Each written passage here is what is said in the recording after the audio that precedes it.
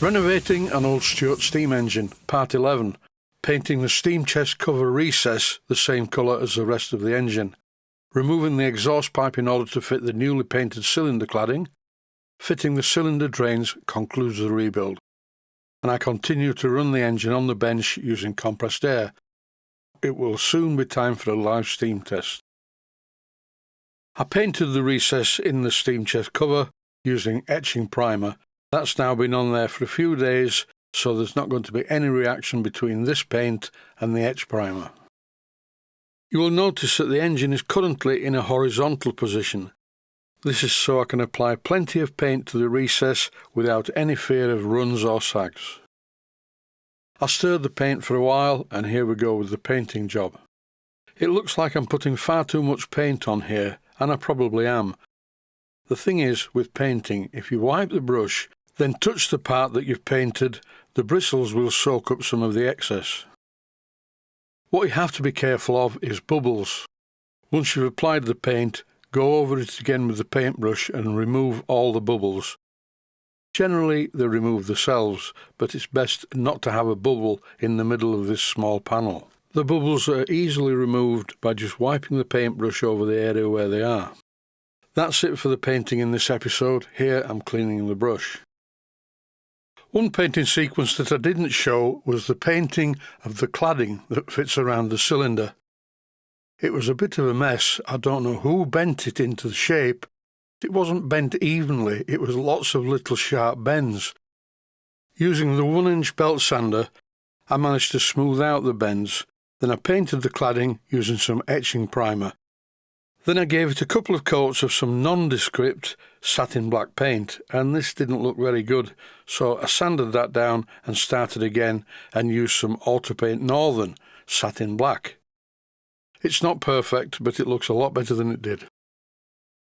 In order to fit the cladding, I need to remove the cylinder drain taps. I've never seen this design of cylinder drain taps. They don't look like Stuart, unless they're some that Stuart used to do many years ago. The good thing about them is they don't leak. They're very good.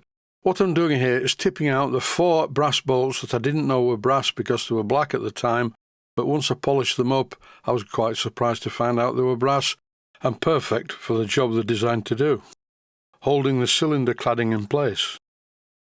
When you do a job like this, be very careful not to make the screwdriver slip and scratch the paint. They need to be tight, but not that tight. Take it easy. By fitting the cylinder cladding, the engine takes on an entirely different appearance. All I have to do now is refit the exhaust pipe, and here it is refitted, and now it's top tip time. A good way of fitting cylinder drain taps is to use silicone O-rings. I don't mean the cheap, nasty, soft things. These are steam grade. Thinking about it, maybe they are Viton rings, but anyway, they do the job. They allow me to screw the taps back in place quite tightly. I think I was lucky where they ended up. They could have ended up in the wrong place and been very slack, in which case I would have had to use some thread locker.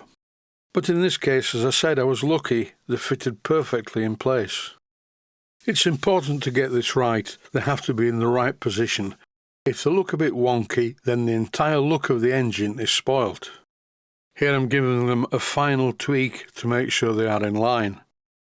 With some compressed air connected to the engine, I thought I would test them, and I got a handful of black oil from the cylinder.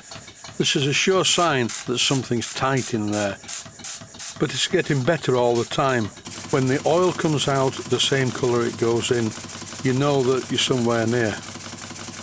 It is getting better, but it's still a bit on the black side. A few more runs should put this right, and the steam run should do a lot for it.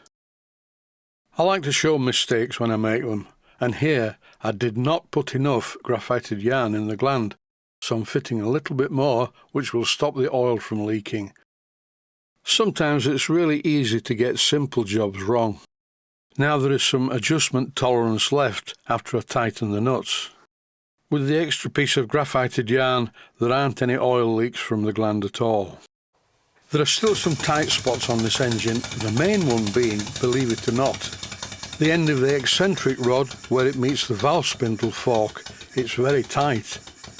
I need to remove this and grind a bit off, I think, although it is getting better as I run it. Using this piece of Scotch-Brite underneath the engine, I'm going to cancel out the soundboard effect, so you'll be able to hear the engine working, not it rattling about banging on the bench. That's it, I can say no more about this engine, it's finished. Stay safe, stay healthy, thanks for watching, and I hope you found it useful. Here's a bit of slow motion.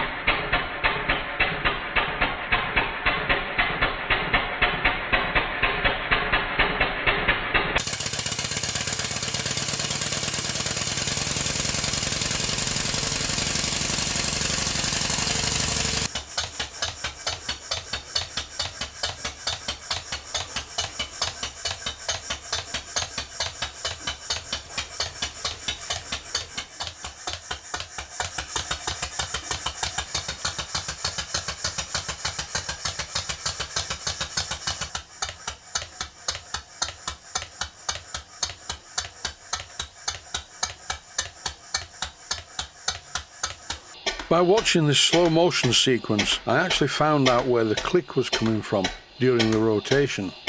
Take a look at the eccentric strap and you will see where it moves and clicks. Once again, thanks for watching. Please take the time to visit my Mainsteam Models website and click on the section of the website that says Video Playlists. And by doing that, you can find other videos that you may like to watch. And by using the playlists, you can actually watch the videos back to back.